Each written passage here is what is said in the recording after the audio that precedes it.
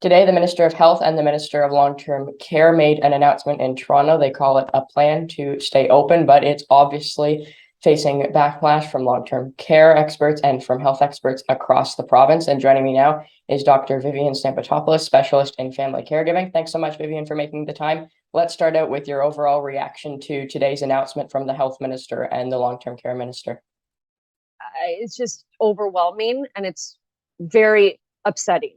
I mean, this is unprecedented what they are now going through the motions of amending the legislation to do, which is fundamentally removing the human violation, the human right to consent, which is just unprecedented and so morally repugnant that you can't help but get emotional when you think of the impact this is going to have on people, particularly our seniors and persons with disabilities. And the government says that they have a plan to hire 6,000 additional healthcare workers, which they say will free up 2,500 hospital beds in hospitals across the province of Ontario. But what might be the impact of doing that? And again, what might be some of the behind the lines or between the lines stuff, I guess, that people might not be realizing? Well, they're not realizing that in order to do this, they are going to be shipping out 2,500, ALC patients or patients that are in hospital waiting for a long-term care bed. And on average, the wait is about 5 months. So, this isn't like people are spending years in these facilities, but regardless, is that they'll be now pushing them into homes potentially anywhere across Ontario. I mean, you're saying in homes across the community, but if the homes that they want to be in are full, then where are they going to go? They're going to have to go into homes that they don't want to go in, homes that they may potentially be unsafe in. And there's a very good reason why they didn't put certain homes on their list of 5 homes that they would find acceptable or that they would consent to. So now you are just removing the consent and potentially putting people against their will, right? Because you're saying you're not, but if you're not forcing people, then why are you going out of your way to amend the legislation to provide the historical opportunity to do just that? Why wouldn't you just leave the legislation as is, which protected the right to consent? Why are you going through the effort of changing legislation if this is just a temporary solution? Give me a break. What is really happening here? People need to open their eyes and pay attention to the very dangerous situation unfolding. It's horrifying. The health minister said a few days ago, or I guess it was more a few weeks ago now, that she, in a press scrum with media at Queen's Park, that she doesn't know if the current situation with hospitals, et cetera, could actually be called a crisis as of this point. She said that they have a system in Ontario that seems to be working. So, I mean, what is your reaction to comments like that, for example, from the health minister? I mean, you just laugh because every single person who actually works in a hospital will tell you there's a crisis, just like every single person who lives or works in long-term care will tell you there's a crisis there. So the fact that you are going to not only try to say that there isn't a crisis, but furthermore, you're going to, try to apply one Band-Aid onto another bullet hole when the other Band-Aid is already bloodied and beyond reproach, beyond saving.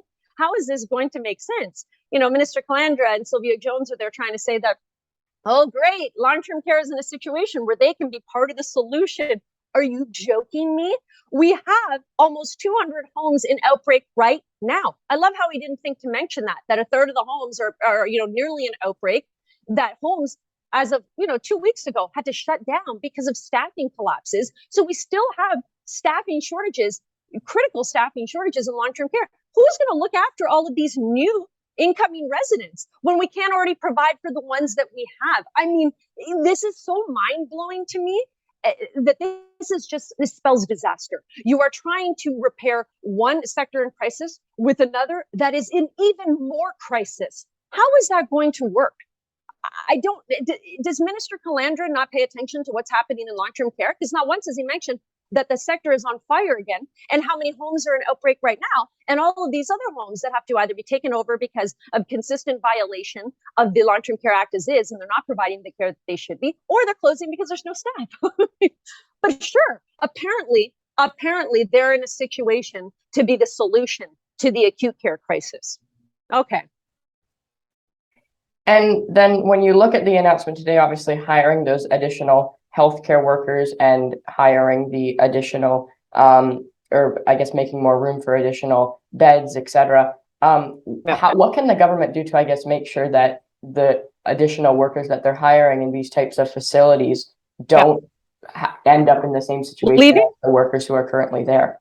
Yeah, I mean, it's the same problem with long-term care. Until you address the conditions of work and the conditions of care in those facilities, nothing will change, right? So until you do things like repeal Bill 124, until you start to actually treat nurses with the respect that you claim they deserve, but keeping that bill in place and making sure that they can't properly pay their bills amid inflation, and the fact that they're burnt out and making them work double, triple overtime because so many are leaving because of the very difficult working conditions, only says the opposite to these nurses, right? So you have to address the root causes of the problem, and they're not doing that. They're right now trying to put one terrible Band-Aid onto another bullet hole, right? Because they haven't addressed the bullet hole that is long-term care, but somehow they're now trying to use long-term care as a solution to the acute care crisis, which is just mind-blowing to me.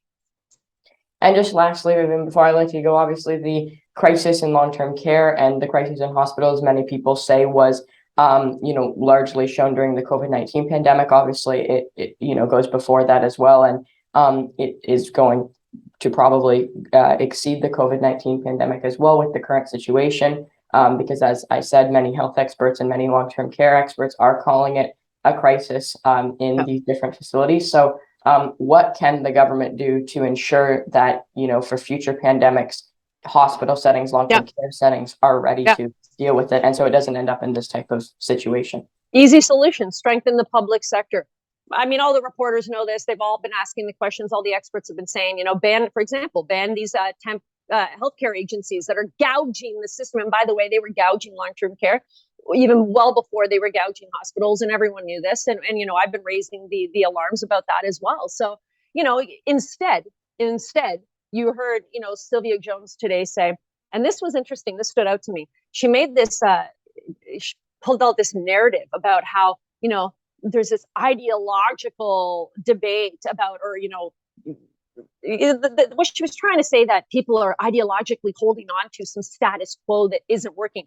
What are you trying to say there? That they're trying to hold on to public health care, which we know is far superior. It's far more economical. Patients, residents, both have better outcomes than the privatized system. We know this. We have long-term care as a direct example of how private fails in conjunction or in response to public. So why are you expanding a sector that doesn't work clearly? We have the evidence. All you got to do is look to long-term care instead of, shoring up the public sector and fixing and improving the public sector by taking out the increasingly insidious and vulture capitalist element that is seeking to extract profit at the cost of the safety and the well-being of our residents, for sure, but now to our patients in acute care. The specialist in family caregiving, Dr. Vivian Stamatopoulos. Vivian, thanks so much for making the time, and look forward to chatting again soon. Anytime. Thanks, friend.